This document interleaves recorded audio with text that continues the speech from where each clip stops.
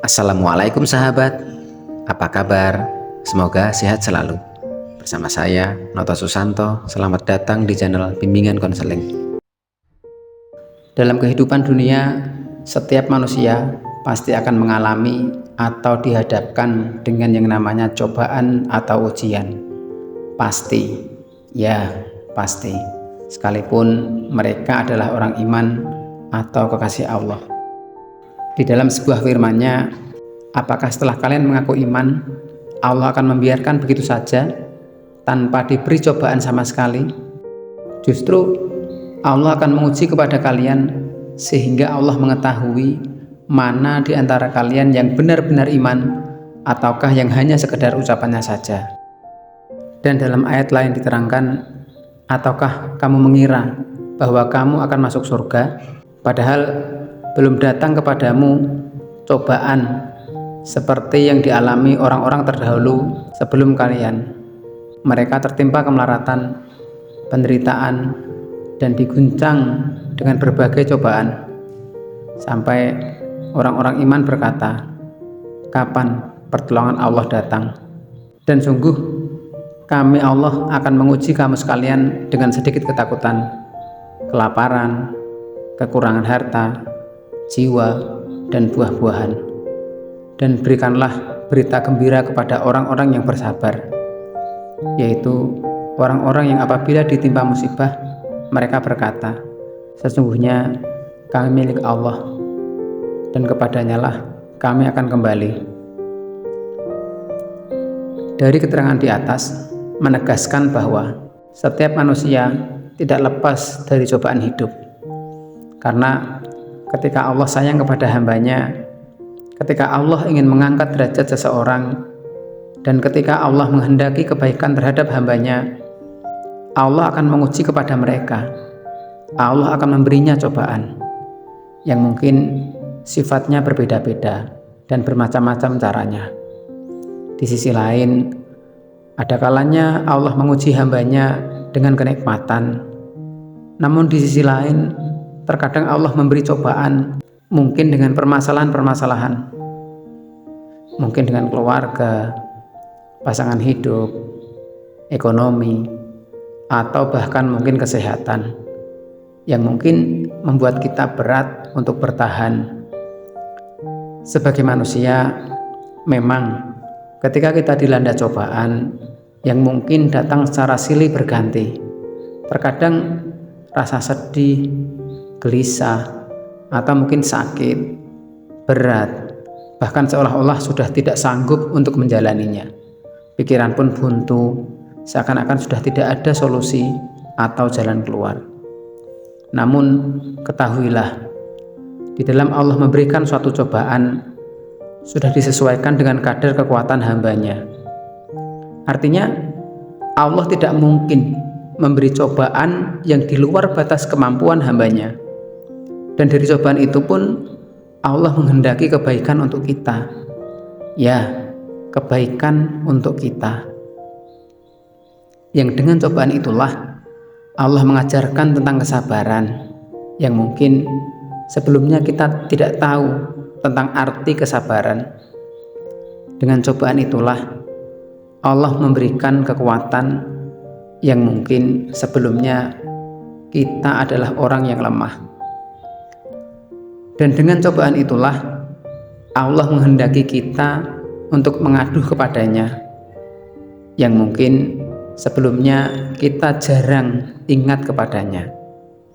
Dan dengan cobaan itulah Allah menghendaki untuk selalu mengingatkan kita kepadanya dan menyebut namanya yang mungkin sebelumnya kita jarang menyebut namanya.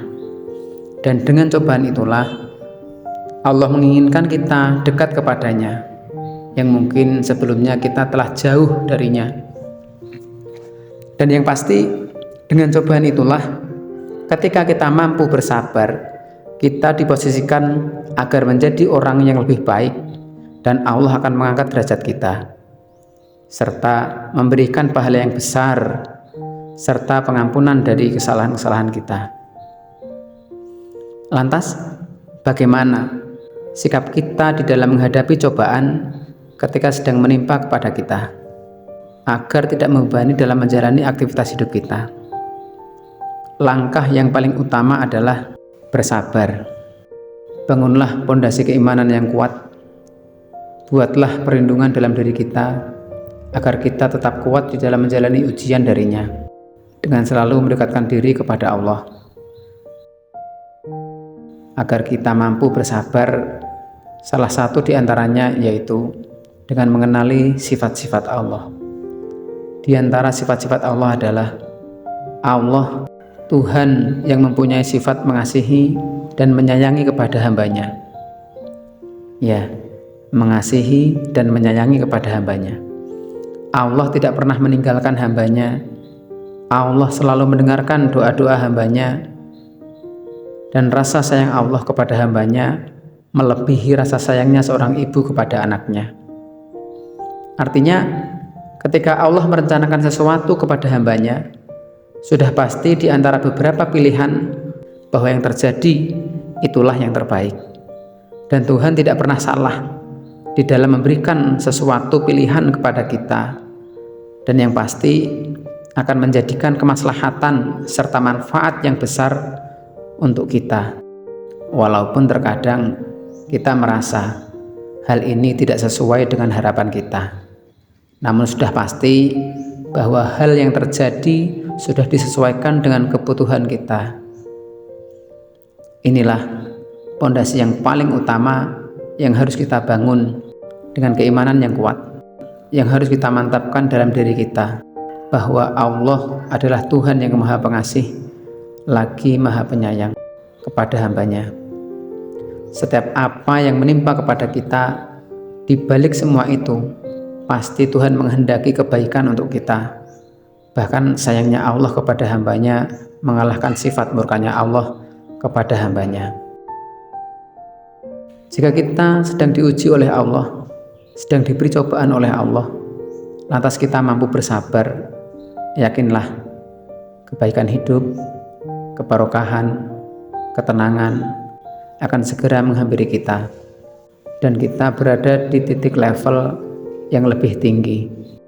Namun jika justru sebaliknya, mungkin kita marah, emosi, frustasi, atau bahkan mungkin lari darinya, menjauh darinya, meninggalkan kewajiban, serta menyalahkan keadaan, itu artinya kita belum pantas untuk naik ke level derajat yang lebih atas. Itu artinya kita belum siap untuk menjadi orang yang lebih baik, atau kita belum mampu menjadi orang yang lebih baik. So, semangat, kuatkan pondasi keimanan kita, kenali dan pahami tentang sifat-sifat Tuhan yang Maha Kuasa, sehingga kita mampu untuk menjadi orang yang bersabar. Menurut orang-orang pada umumnya, mungkin sabar itu sulit. Tapi jika Allah telah memberikan kekuatan, jika Allah telah memberikan keimanan, maka tidak ada yang mampu melemahkan. Semoga kita diberi kekuatan untuk selalu bersabar di dalam menghadapi ujian atau cobaan. Sekian, semoga Allah memberi manfaat dan barokah. Alhamdulillah, jazakumullah khairan. Wassalamualaikum warahmatullahi wabarakatuh. Terima kasih.